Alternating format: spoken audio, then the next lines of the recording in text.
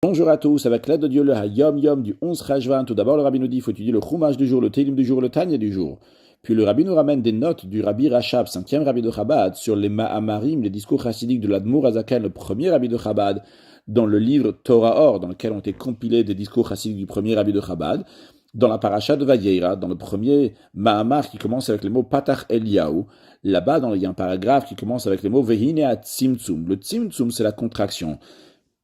Cela fait référence à ce que le Harizal dit, qu'au début, avant la création du monde, il y avait la lumière infinie de Dieu qui remplissait les mondes, et il n'y avait pas de place pour créer le monde. Et il fallait faire un halal et makom panouy, un espace, un endroit libre pour créer le monde. Et c'est la raison pour laquelle que Dieu il a fait un tzimtzum, une contraction. Donc Dieu a contracté, caché, enlevé sa lumière pour qu'il va y avoir un espace qui est libre et dans cet espace-là, on va pouvoir créer le monde. Qu'est-ce que cela veut dire? Le Admour Azaken dit, ça soit bien clair, dans le Mahor, dans le luminaire, c'est-à-dire dans Dieu lui-même, dans ça, il n'y a pas chas de shalom de tzimtzum, ça n'existe pas qui va se contracter. Dieu lui-même, le Mahor, ce qu'on appelle le luminaire, se trouve de partout de manière égale avant la création du monde. Après la création du monde, il n'y a strictement aucun changement. Le tzimtzum, la contraction, a été uniquement dans le or, dans la lumière, qu'il ne va pas y avoir de dévoilement, une extension du mahor, du luminaire. Et lorsqu'il n'y a pas cette extension du luminaire, donc il n'y a pas de or, il n'y a pas de lumière, il n'y a pas de dévoilement, c'est ça qu'on appelle qu'il y a un endroit qui est libre, qu'il y a un espace pour créer de tel monde, le monde dans lequel on se trouve, dans lequel il peut y avoir la possibilité de faire le bien ou le contraire du bien, etc. Et l'Admour Azaken donne plusieurs exemples pour expliquer cette notion-là, donc du Mahor et du Or, de luminaire et de la lumière. Et à la fin, il ramène l'exemple du Koach Hare'iyah Sheba'ayin, de la force de voir qui se trouve dans l'œil. C'est-à-dire que l'œil, c'est un kéli, c'est un réceptacle pour avoir la force de pouvoir voir. Maintenant, même si quelqu'un va fermer son œil, bien sûr qu'il a la possibilité de voir, toutes les capacités pour voir sont là. Seulement quoi? Qu'est-ce qui se passe? Il n'y a pas le giloui, il n'y a pas le dévoilement, il n'y a pas l'œil qui voit concrètement. Pour voir concrètement, il a besoin d'ouvrir ses yeux pour pouvoir voir.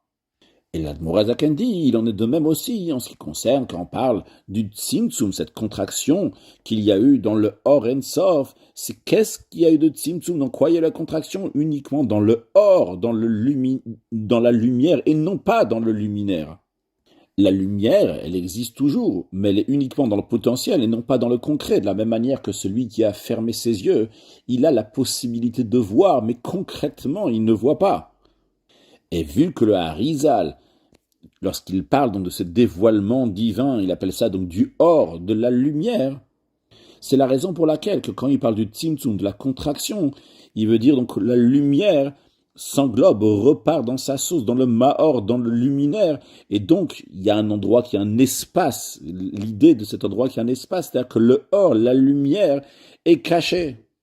Maintenant, quand cette lumière est cachée, il n'y a pas la possibilité de donner un nom à quoi que ce soit, il n'y a strictement rien, il n'y a pas de or, il n'y a pas de dévoilement, on ne peut même pas appeler Dieu en tant que chacham, avec une certaine chorma, même pas un chakim velo chorma yedia, même pas dire que c'est une sagesse qui est très très haute. Mais pour cela, qu'on puisse appeler Dieu un hakim, un chacham, même si on parle de chorma, il n'y a pas la chorma qu'on connaît, mais quand même, pour cela, il y a besoin de faire plein de yéridot, de descentes et d'enchaînements, ce qu'on appelle l'enchaînement, que ça va passer de niveau en niveau.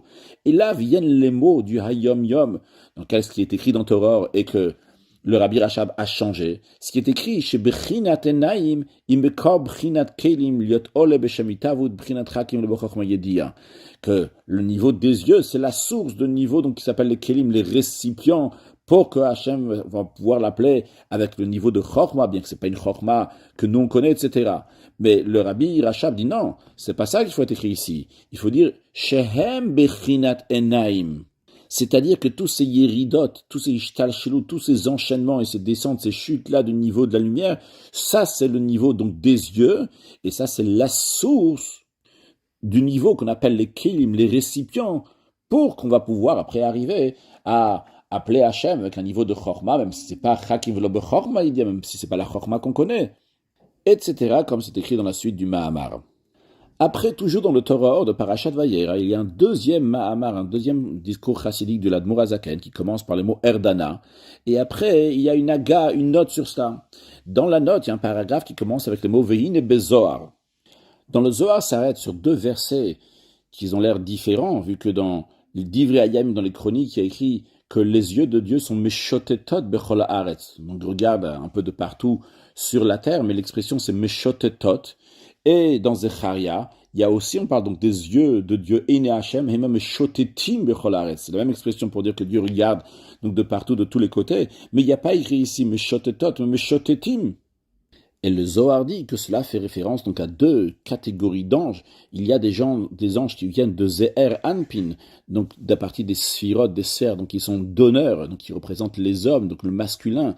Et pour ça, il y a écrit Meshotetim, donc au masculin. Et lorsque c'est écrit Meshotetot au féminin, c'est parce que c'est des anges qui viennent de la dernière des 10 attributs, donc qui est Malchut, qui reçoit des autres attributs, qui représentent donc le féminin. Et c'est pour ça qu'il y a écrit Meshotetot. Et après, donc dans le Torah, il dit V'chenu bezoar vayichid avreshem malef sof amud alef des pirouche Meshotetim em betikun eshrin taletata. Donc il y a écrit l'explication de Meshotetim. Et le Rabbi Rachab dit non, il faut qu'il y ait ici des pirouche Meshotetot, c'est dans Tikun eshrin taletata. Et donc il explique ce qu'on vient de dire, qu'il y a des malachim, des anges qui viennent de Zeher Anpin, donc des attributs qui donnent, qui sont liés donc avec le masculin. Il y a des malachim qui viennent de Malchut, qui sont liés avec le féminin, donc qui reçoivent. Après, le rabbi conclut le Hayom Yom en nous disant que dans ce Mahamar, Patach Eliyahu, où il y a des notes du Rabbi Rachab qu'il a commencé à les écrire en hiver, en Tavresh Bet, en 5652, qui correspond en 1891. Et je rajouterai que la Yom Yom, il a été écrit en 5704. Ces notes-là du Rabbi Rachab ont été finalement éditées en 5741, en 1981. Mashiach Now, un excellent Yom.